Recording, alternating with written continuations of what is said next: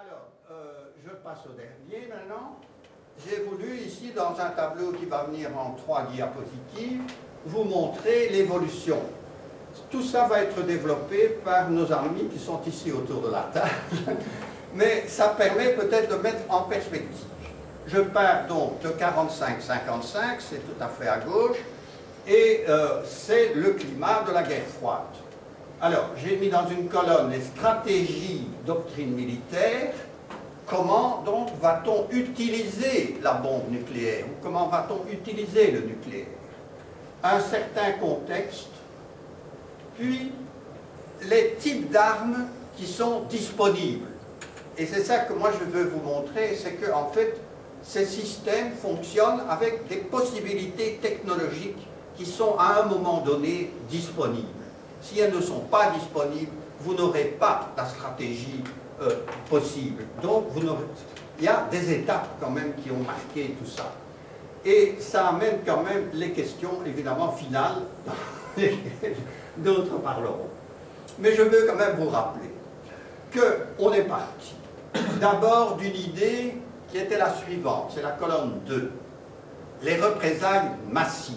En 1945, les gens sortaient de la guerre, il y avait eu Coventry, il y avait eu Dresde, il y avait toute une série de villes qui avaient été complètement rasées.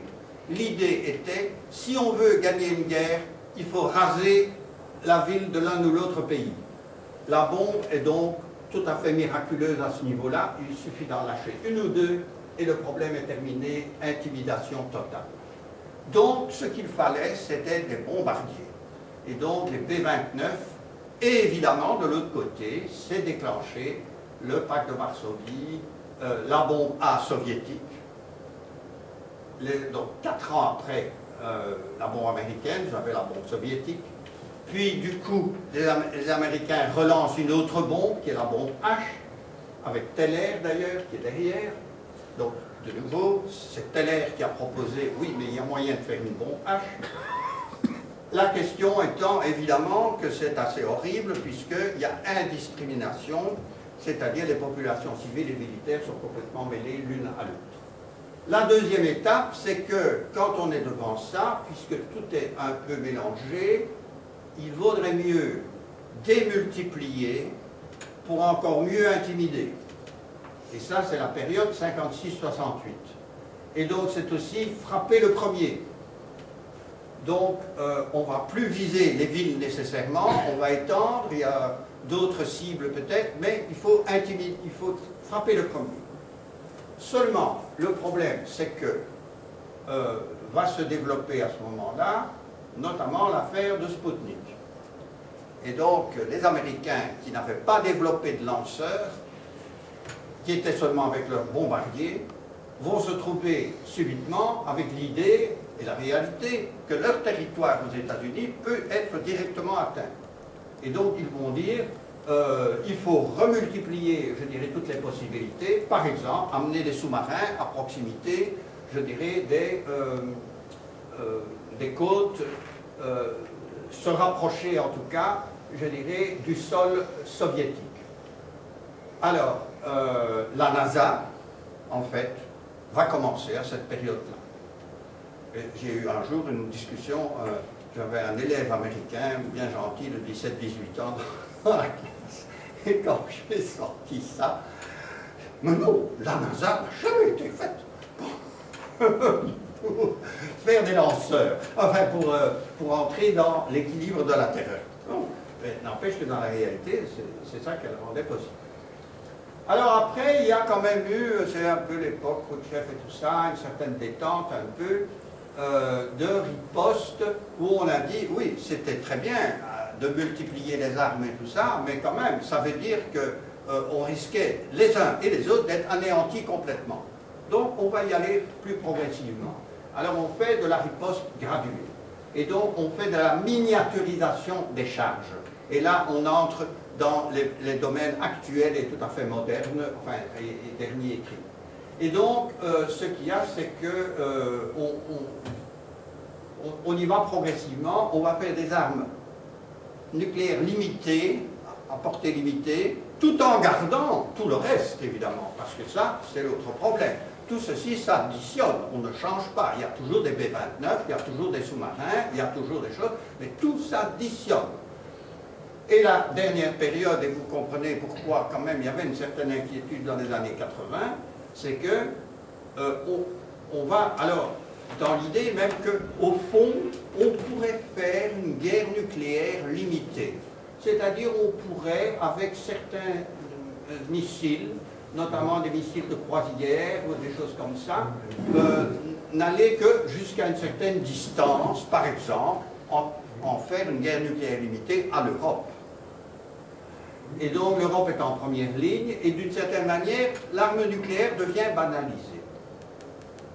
Mais, pour arriver à tout ça, on a multiplié les dépenses militaires, les budgets sont considérables, et par exemple le budget Belgique est 5 fois par rapport aux années 50.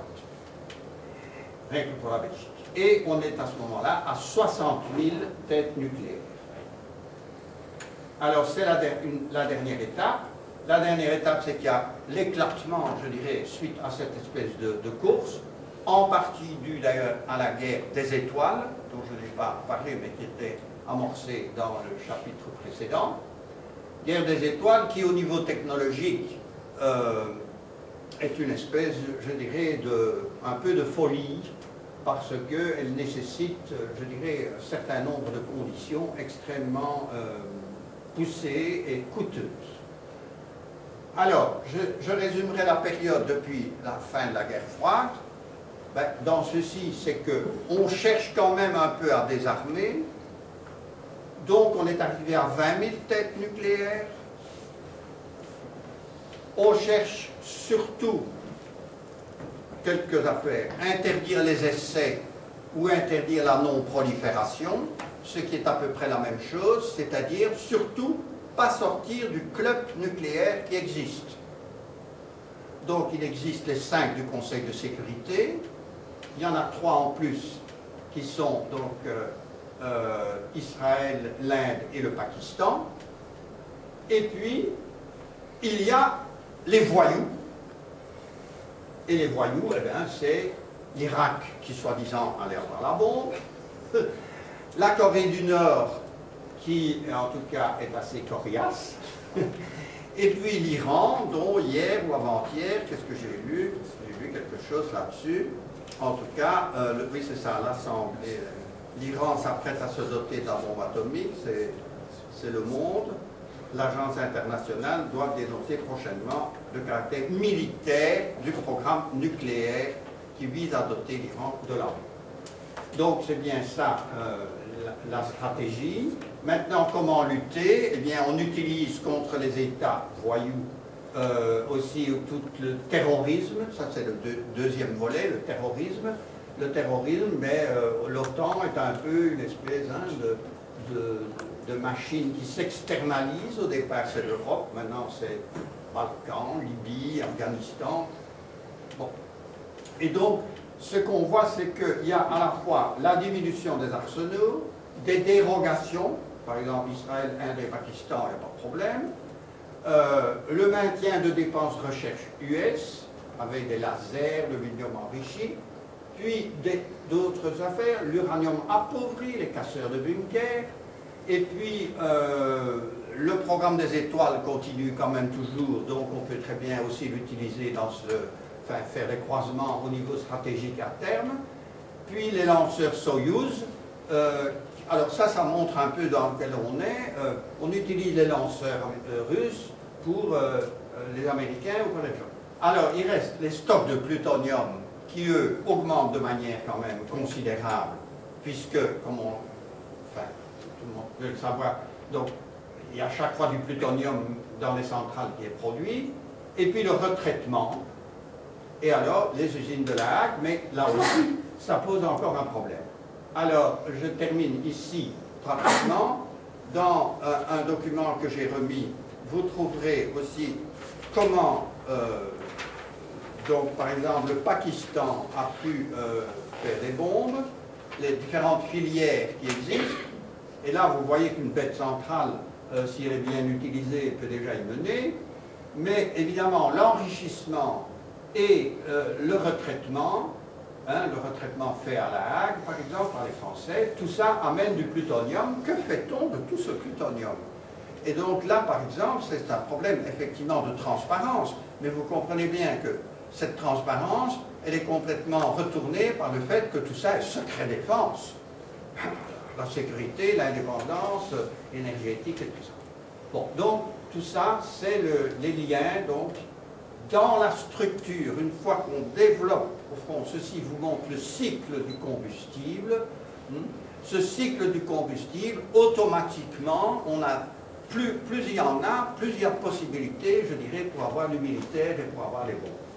Et donc, ceci est un texte qui vient déjà de loin, fait par un auteur qui n'est pas spécialement gauchiste. Ça s'appelait la Babel nucléaire. Mais voilà, tout était déjà là-dedans, enfin, on peut le compléter. Et voilà. Je m'excuse d'avoir pris votre attention.